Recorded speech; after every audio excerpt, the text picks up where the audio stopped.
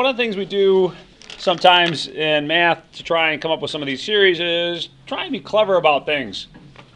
So if we wanted a series for the arctan, one thing that we can notice is that the arctan, when you differentiate it, is this. And I think last time I derived a series for this very thing. Right here, 1 over 1 plus x squared is this series. But I don't want the derivative of the arctan, I want this a series for the arctan. So how could you get rid of the derivative here? What operation does the opposite of that? Integration. So if I integrate both sides of this, then I can come up with a series for this. So that's what we're going to do here, is we're going to try and integrate this series, and then doing so we'll come up with a series for the arctan. Alright, so arctan of x is the integral of, let's see, I'll just write this much, 1 over 1 plus x squared dx. And because we have a series for that, we can integrate that series. It's the integral of the sum from n equals 0 to infinity of negative 1 to the n, x to the 2n, like that. And then of course I need to have my dx, otherwise I'll be yelling at myself. Now, let's keep in mind something here, that when you're integrating this with respect to x. So this negative 1 and the n, those are just kind of invisible. They're like constants to this term. Also, this is really a summation. And the integral of a sum is the sum of the integrals. So I can parse this out. And it's just kind of a long-winded way of saying I can interchange these operations. In fact, I'm going to take the integral all the way into right here. So it's going to be the sum from n equals 0 to infinity. I'll still have the negative 1 to the n. But now I'll have the integral of x to the 2n dx. Okay. Looking good there. Now we got to think a little bit carefully about the antiderivative of this. What's going to be the antiderivative of x to the 2n? Come on, make me look good. We're recording here. 2n x to the 2n minus 1. Oh, no. That was a derivative. Yeah. Well, the rule is to add 1 to the exponent, right? So x to the 2n plus 1, yep, and then divide by the same exponent. Cool. So, wow, you've derived a series. That series is the series for the arctan. And let's see, I don't think it's on my little basic, yeah, here it is, right there. Now, on this list of series, there's a few basic series that it's very handy to know. And of those series, I would include this one, this one, this one, this one. I think those are the basic series that are very handy to know. The 1 over 1 minus x series, e to the x, sine of x, cosine of x. Quick little word here. Do you remember which one of these functions, sine or cosine, was an even function? Cosine was the even function. All right, so let's take a look at that on Desmos. And let me pull that over here. So we'll take a quick look at cosine function. Y equals cosine of x. So what makes an even function is that it's symmetric with respect to the y-axis. Also, an even function you associate with even terms, like y equals x squared, or y equals x squared minus x to the 4th. Those are even terms in a polynomial. And when you take a look at the polynomial expansion, or the Taylor series expansion for cosine of x, what do you see? You see even terms. On the flip side of that, for the cosine, or for the sine, you've got odd terms. So sine is an odd function, and it's nice that it's reflected in the polynomial expansions of those two terms. So really cool. All right, so we got one series kind of on the cheap by integrating. Let's see if we can't do something similar to that Like I said, it's handy to know these series, to have these series expansions memorized. I mean, sometimes that'll happen in the course of working through these things. But let's take a look at this next one. We want to find a series for sine squared of x. So as example h. And as a reminder, sine squared of x is, this comes from the double angle or the half angle identity. 1 minus cosine of 2x.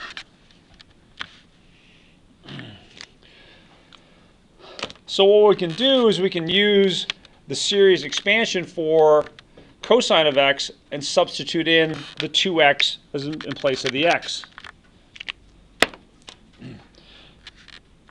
So as a reminder here, cosine of x is the sum from n equals 0 to infinity of negative 1 to the n, x to the 2n over 2n factorial. So if I want to figure out the cosine of 2x, I can substitute in here. Now 2x has the same center as this one. I don't have to start from scratch. I'm just going to substitute into this formula. So let's take a look at cosine of 2x. And let me try and make that nice and pronounced. 2x, is that showing up okay? Yeah. All right. So let's substitute that into our series. N equals 0 to infinity. Negative 1 is going to stay the same. 2n factorial is going to stay the same. But what's going to change is I'll have a 2x in here. 2x. And I forgot the n here. Let's get that in there. Nice. So let's see if we can't clean this up a little bit. I don't think it really cleans up that much. So let's see here. You could do 2 to the 2n and x to the 2n. I'm not sure that gets us really very far. To finish this up then, actually, you know what? I will expand that out a little bit. Let's rewrite that as the sum from n equals 0 to infinity of negative 1 to the n, 2 to the n, 2 to the 2n, x to the 2n over 2n factorial.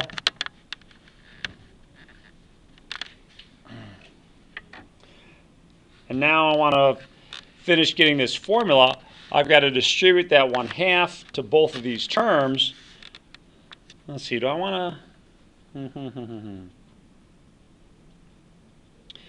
trying to think what would be the first term in this expansion. It's going to be a 1, right?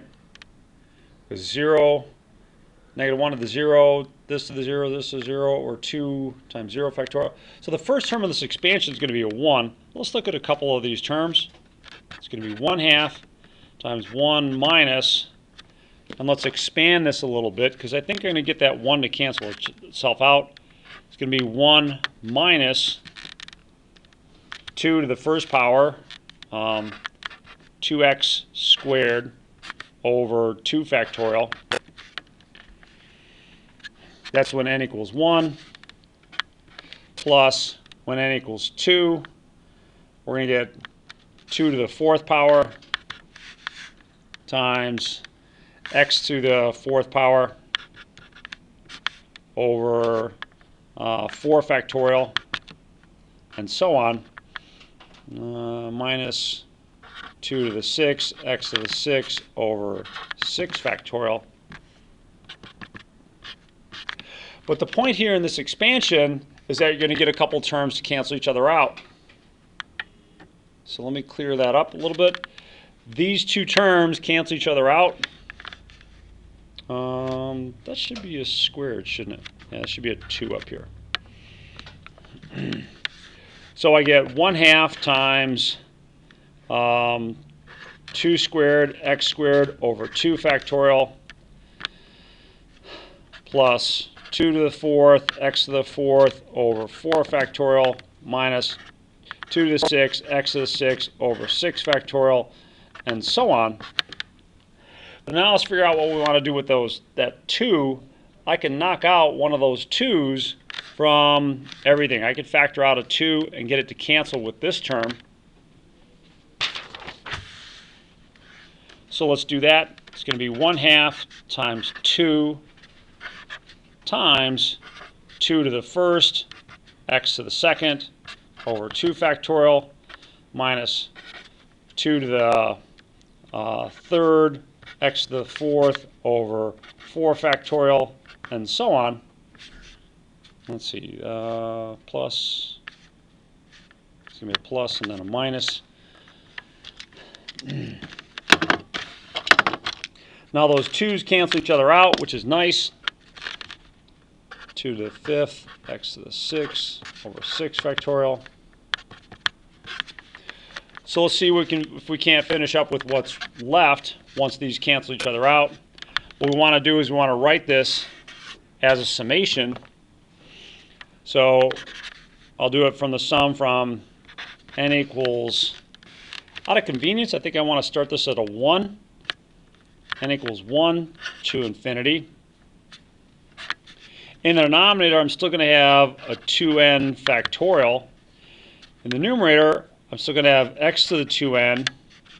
But I've lost one power from the 2's here. So that's going to be 2 to the 2n minus 1.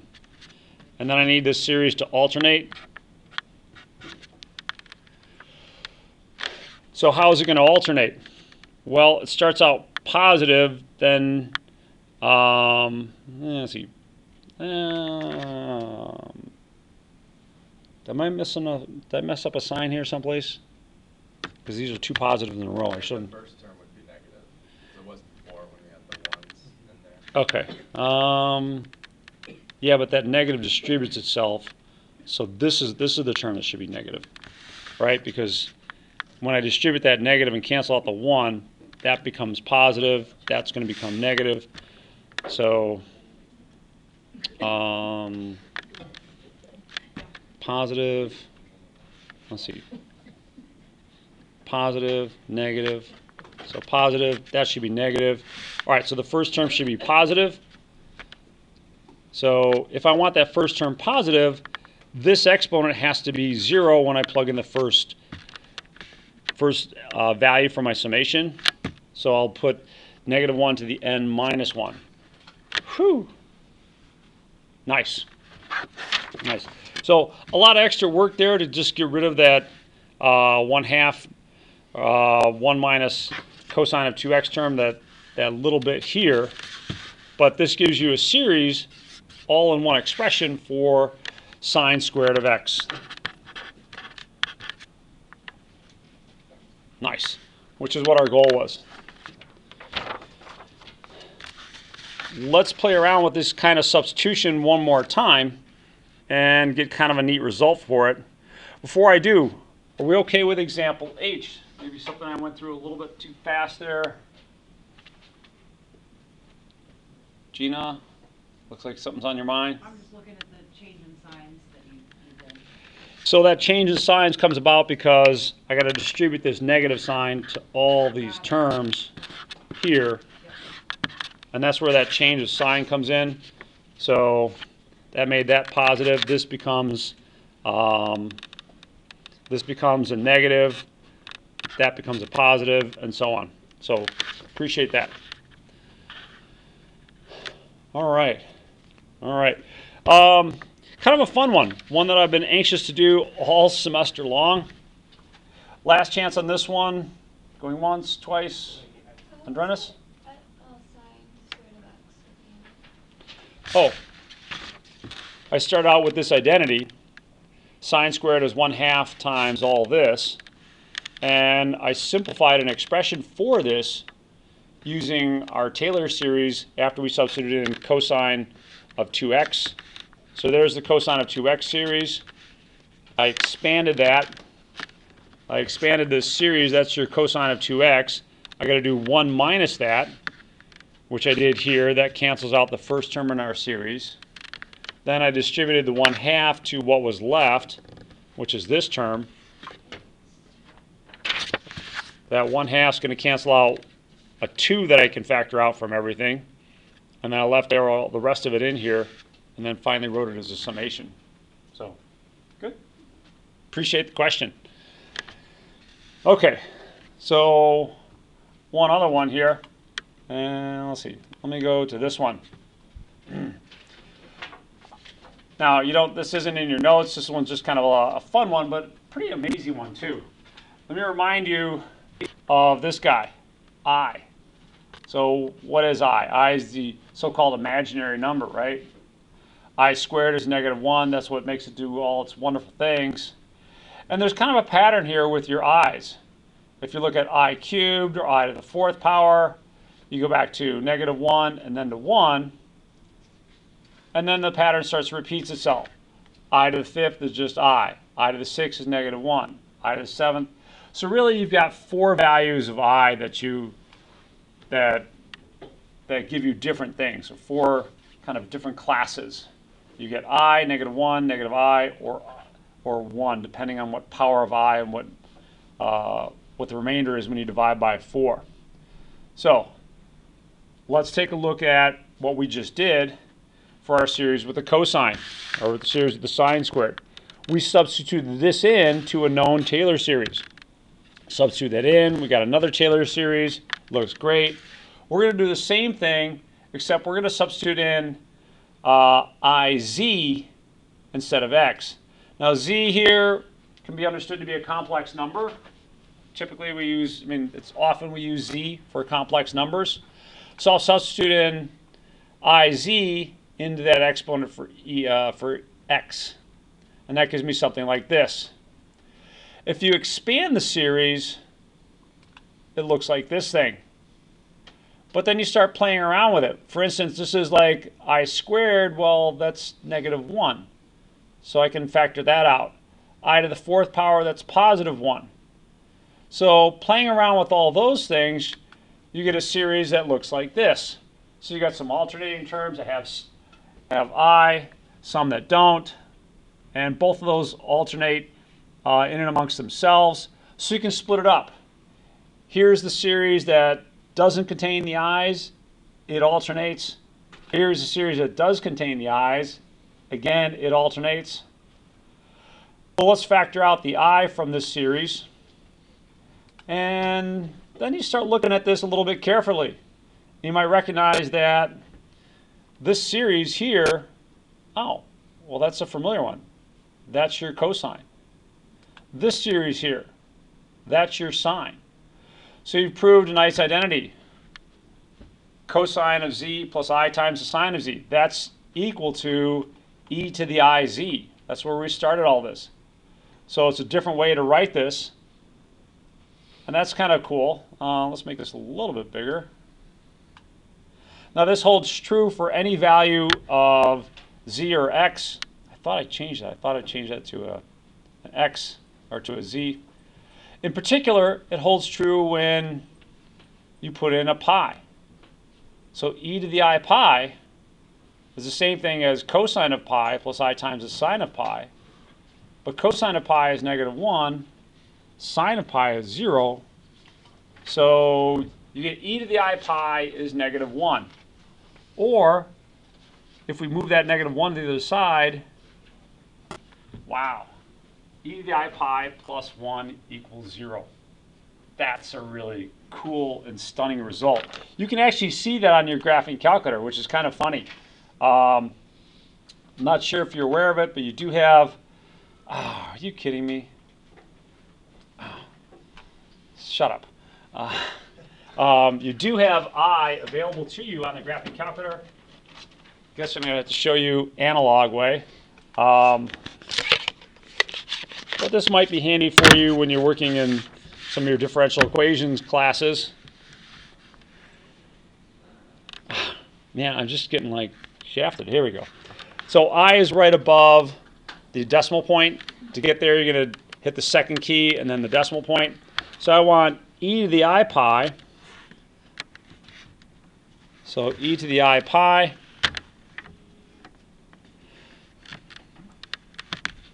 And I'm just going to do e to the I pi. That should give me -1.